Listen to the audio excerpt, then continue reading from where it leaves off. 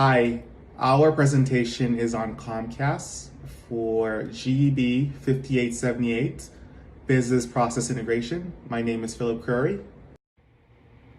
Hi, my name is Hallie Scharouse. Hi, I'm Kaylin Fiegels. My name is Bethany Speck. Hello, my name is Dale Durant.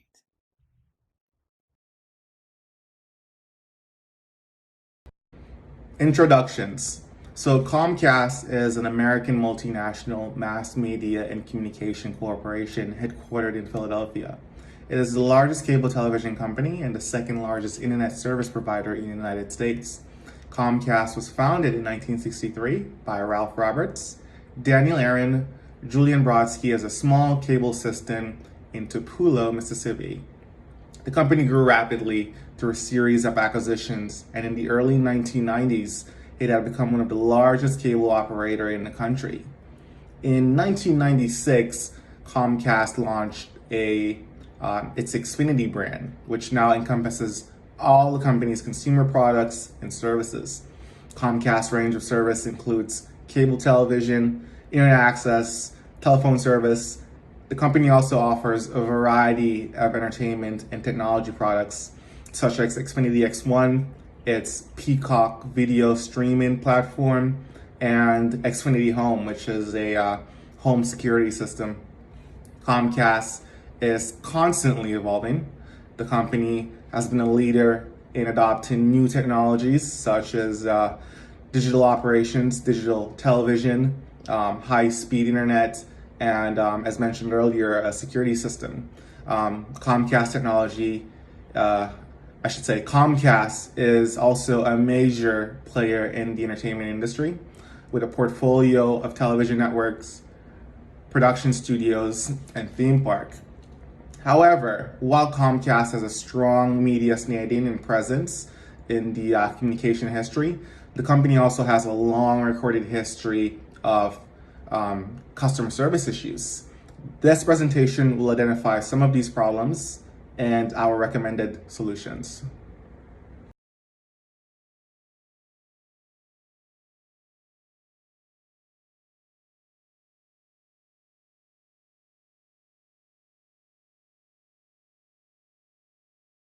The agenda for this examination of the Comcast industry will include an industry analysis, a financial analysis, a company analysis, and a case presentation.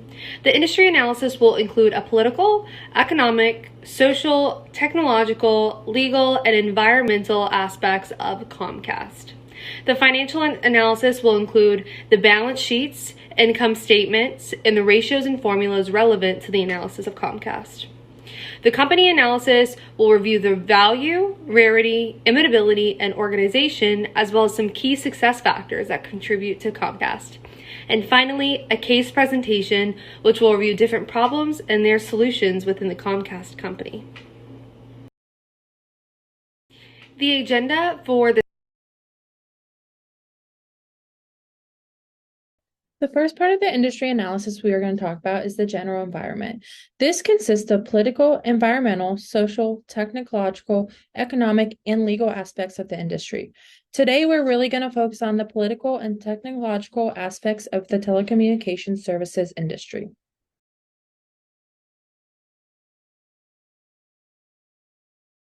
First, we're going to talk about the political environment of the industry. The political environment is moderately regulated with a steady trend. It's regulated by the Federal Communications Commission and Occupational Safety and Health Administration. The Federal Communications Commission is also known as the FCC. The FCC oversees interstate and international services where they have a say in how the United States telecommunication services operates the radio, television, wire, satellite, and cable services. The Occupational Safety and Health Administration, also known as OSHA, is an administration that regulates safe and healthy working conditions. This comes into play as the handling field installations which can significantly impact towers for the telecommunications service industry. We also have the Telecommunications Act of 1996. This was the first significant overhaul of telecommunications law Congress had passed in almost 62 years. This regulation limits the market share by controlling the wholesale access rates that the various companies in the industry can charge. This act aims to allow any telecommunications company at any given time to compete equally with one another. The next environment we're going to talk about is the technological environment. The level of the technological environment in this industry is exceptionally high. This is because the industry relies on technology solely. The wireless network's increasing technological changes are disrupting wired telecommunication services, which puts the industry competitors under more competition. With the increased wireless communications, the wired telecommunications industry is moving primarily wireless. This means the wired telecommunications NICS code 517110 will eventually convert to wireless telecommunications, which has a different NICS code of 517312. Customers rely on their smartphones to become packed with the latest advanced technologies such as internet access, on-the-go, messaging, voicemail, and caller ID. Wi-Fi is even being built into buses and cars nowadays. The need for everything to be available and accessible from your fingertips is growing rapidly. This consumer need leads more investments and higher revenue for the industry. The next part of the industry analysis we're going to talk about is the Porter's five forces. This includes the power of buyer, power of seller, new entrants into the industry, threat of substitute, and the rivalries. The elastic nature of demand due to indispensability of telecommunication services weakens buyer power. Buyer power is strengthened by the services being standardized. Since there is a low level of production differentiation, competitors rely on quality, reliability, brand awareness, functionality, customer service, and value pricing to obtain new customers. Customer loyalty is low and buyers are largely driven. Since customer loyalty is low, companies in this industry are always looking for the next big thing in technology to increase the power of the buyer. The power of sellers in the telecommunication industry is moderate. Numerous telecommunications companies own and operate their own infrastructure, poles, base station, and other equipment and supply.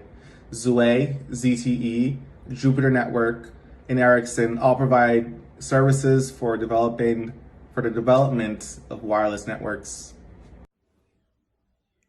New entrants. Since businesses in the telecom sector are seeking to enter both the wired and wireless telecommunication market, although there is no industry-specific government regulation explicitly regulating the wired telecommunication, the FCC must approve new rivals before they can enter the market. Due to antitrust worries over mergers, the wireless telecommunication has legal difficulties. Regulators worry that ownership will give firms too much pricing power, yet new competitors may struggle in comparison to the dependability of more established competitors. The threat of substitutes is moderate. The major substitute to telecommunication service is internet-based communication. A lot of networks such as Zoom, Skype, and Viber, which offer cheaper alternative methods. Another substitute for telecommunications is fixed line services. But what puts wireless communications above fixed line is mobile broadband is faster, more reliable, and more affordable. The rivalry within the telecommunication industry is high. This competition is driven by several factors, including the availability of substitutes, pricing strategies, technological advancements, and the expansion of competitor services. Constant innovation within the technological and telecommunication sector will unceasingly be the driving force of this high rivalry.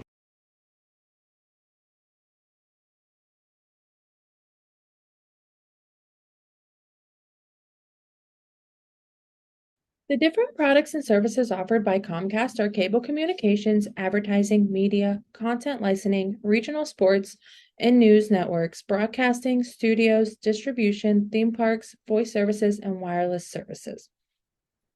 Comcast does this through different subsidiaries such as Comcast Spectator, NBC Universal, Telemundo, Xfinity, and Sky.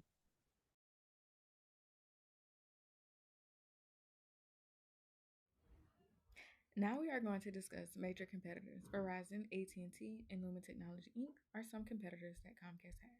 The percentages held by each competitor in the telecommunication industry: Verizon holds 204.4% of the market, but it also holds the best in customer service. AT&T holds 175.1% of the market. Comcast, which is ranked 10th in the industry for their customer service, holds 78.2% of the market, and Lumen Technology, Inc. holds 19.8% of the market.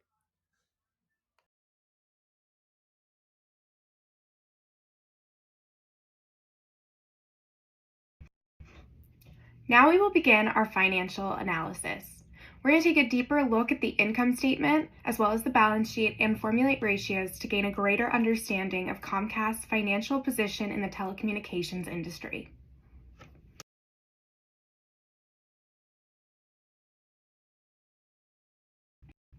Starting with the income statement, Comcast has sustained steady growth in revenue for the past 5 years, and yet still staying under their major competitors. We are starting our analysis in 2018, and we'll see a steady increase through to 2022. Looking at 2021, Comcast made $116.3 billion compared to Verizon that made $133.6 billion, and their number one competitor, AT&T, made $168.8 billion.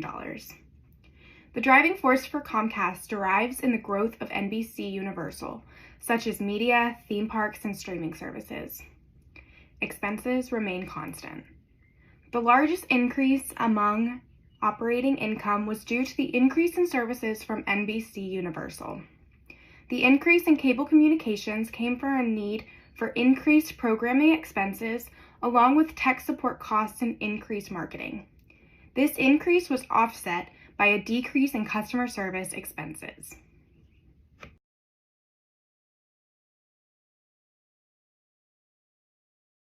Now we're going to review the balance sheet. The balance sheet is a financial statement that provides a snapshot of Comcast's financial position from 2018 to 2022. It reports the assets, liabilities, and equity and shows how these items are funded. The total assets for Comcast went from $251 billion in 2018 to $275 billion in 2021.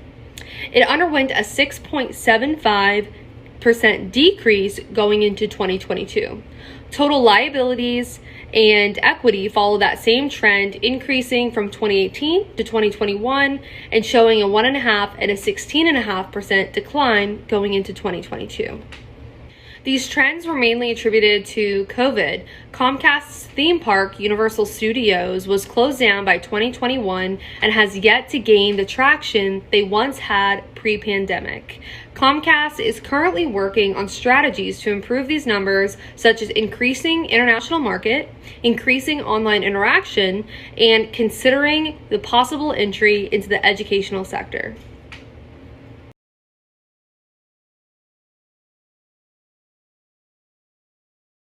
Now we're going to transition over and touch on a few of specific ratios. We're going to start with the current ratio, which is a liquidity ratio. This tells us how quickly a company can pay off short-term liabilities. Comcast averaged in the last 3 years a 0.85 current ratio, with an industry average of 1.2. This is confirming that Comcast's current liabilities are more than their assets. Next, we're going to talk about a couple of profitability ratios.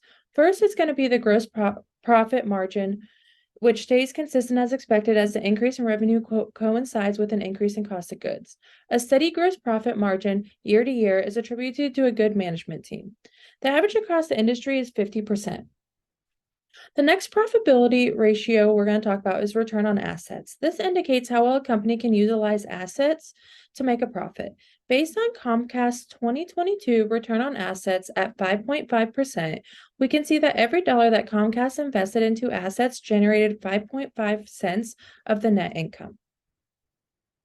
The last ratio we're going to talk about is the debt ratio. This is a leverage ratio. Comcast falls just below the industry-wide average of 0.67. This is a great debt ratio and tells investors that Comcast is not a high-risk company. Now we're going to move into our DuPont analysis. The DuPont formula helps take a deeper look at return on equity. Return on equity is a very important factor for investors. The DuPont formula takes into account the net profit margin, total asset turnover, and the equity multiplier. While looking at Comcast's financial ratios, we're going to focus on the year 2022. 2022 saw a significant dip in return on equity. We are able to use the DuPont formula to infer why that is. Net profit margin decreased even with an increase in revenue due to an even heavier increase in operating expenses. We can also see an increase in total asset turnover as sales are at an all-time high and total assets reaching numbers comparable to 2018. The equity multiplier increased on the account of the simultaneous decrease in assets and equity. The decrease in net profit margin was the largest indicator of the change in return on equity. Moving forward, we will be focusing on ways to still increase revenue even with rising operating costs. We will go deeper into ways that Comcast could potentially make great strides in increasing revenue through improving their customer service techniques.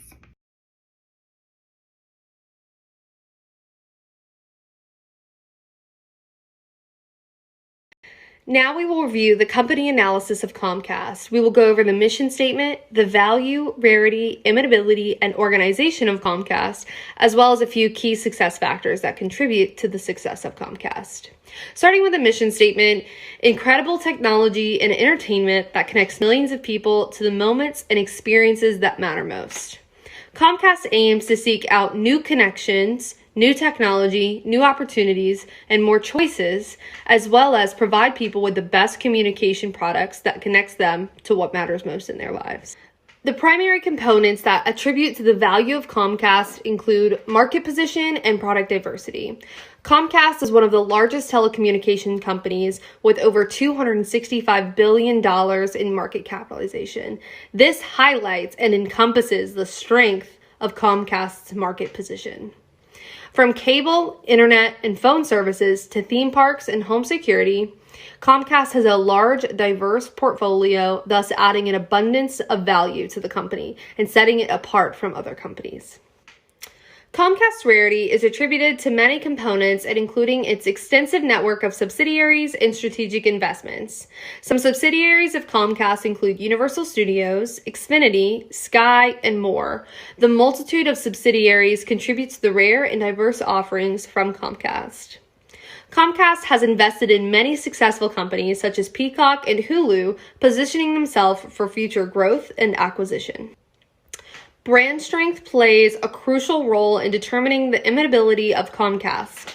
Comcast's international reach, diversity, brand recognition, and financial position are difficult for competitors to replicate, thus strengthening the resilience of the brand and making it more challenging to imitate.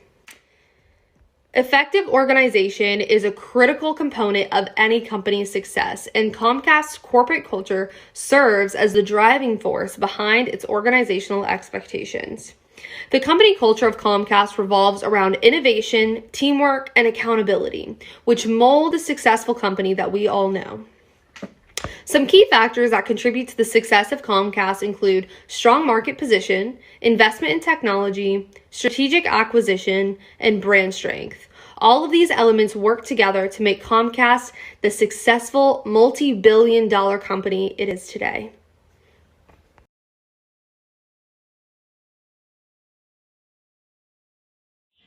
Now we're going to discuss our case presentation in regards to Comcast customer service. In 2009, Comcast placed second on MSN Money's Hall of Shame due to their poor customer service. Comcast customers have complained about their long wait times, issues getting resolved in an untimely manner, aggressive selling tactics, hitting fees and charges. Even though Comcast's vision and mission are to provide the best service for their customers, they fail to provide adequate training to their employees, which causes numerous complaints. And employees have expressed their lack of training they have, which prevents them from performing their jobs in an effective manner and have requested for additional training. Due to the inadequate training of their employees, there was a recorded incident in 2014 that occurred with a customer that made its rounds on the internet. The customer was trying to cancel the service with Comcast, and the customer service representative, in a rude manner, made it difficult by repeating the same questions and aggressively trying to sell additional products in hopes to change the customer mind from canceling their services with Comcast.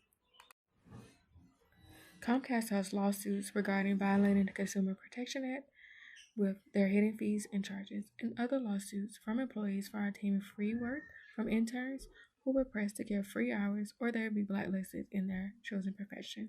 And another employee that was denied meal breaks and wasn't receiving minimum wage or getting paid for overtime.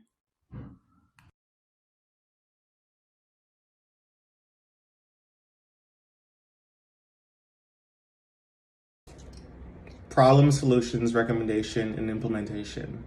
We've uncovered 4 solutions and recommendations we feel, if implemented, would provide measurable solutions to Comcast's customer care problem. The first solution Comcast needs to implement would be to invest more in its customer service department and hire more qualified employees. They could do this by increasing pay and benefits. This would enable Comcast to be more attractive to employee and attract more qualified employees. Comcast should also offer more training and development opportunities. This would help employees learn new skills and improve their customer service skills.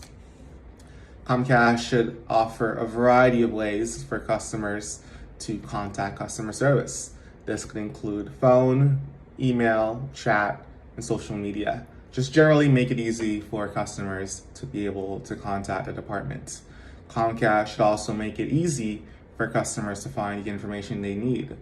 This could include creating a comprehensive fact section on their website and providing clear instructions on how to contact customer service. They should also adopt a customer-centric culture. This would make it clear to customers, to employees, that customer service is a top priority.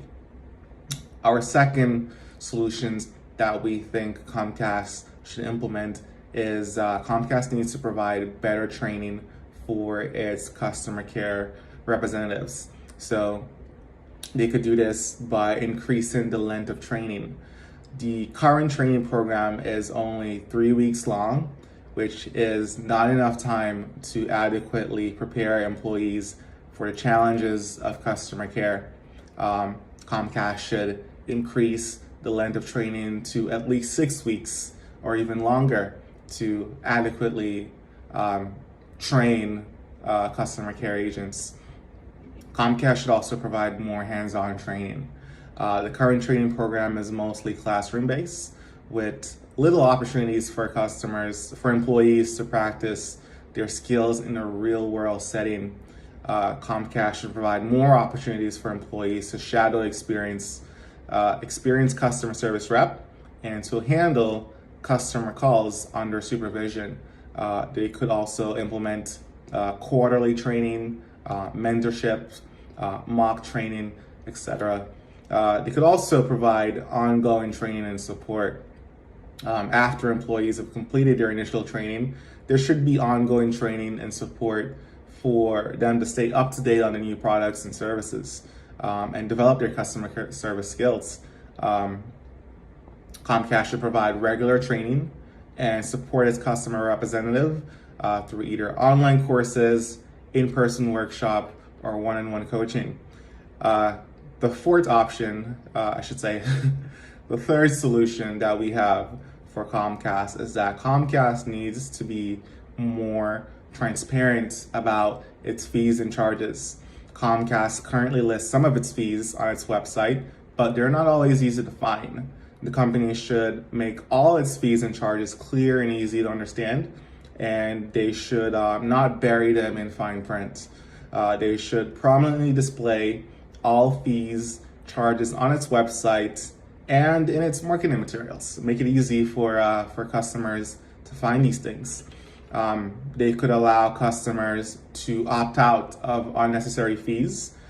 For example, Comcast currently charges a fee for renting a modem, but customers can purchase their own modem and avoid this fee. The company should make it clear which fees are optional and allow customers to opt out of them if they so choose. They should also be more transparent about how its fees are calculated. Comcast currently does not disclose how its fees are calculated, which makes it difficult for customers to understand why they're being charged a certain amount. The company should be more transparent about its fee structure and explain how its fees are calculated. They should also offer an easy and clear way to dispute fees. If a customer believes that they've been charged an unfair fee, they should be able to dispute these fees quickly and easily. Comcast should have a clear and easy to follow process for disputing fees. Make it as easy as possible, and they should respond to customers' complaints promptly. Our final solution that we believe Comcast should implement is that Comcast needs to change its sales tactics and be more respectful to its customers. So they should stop using deceptive sales tactics. They should, Comcast has been accused in the past of using a variety of deceptive sales tactics, such as making false promises, exaggerating the benefits of its services, and pressuring customers into signing up for plans that they do not want or need. The company should stop using these tactics and instead focus on providing honest and transparent information to its customers. They should also empower customers to be able to cancel their service easily. Comcast has made it difficult for customers to cancel their services, often requiring them to call customer service and speak to a representative. The company instead should make it easier for customers to cancel, either through an online service or by mail. Comcast should also treat its customers with respect. Comcast customer service reps have been accused of being rude, dismissive, and unhelpful. The companies like Chick-fil-A, Publix, Trader Joe's, and Disney are known as reputable companies because their customers feel valued and respected. The company should train its representative on how to treat customers with respect, and it should create a culture where customers feel valued and appreciated.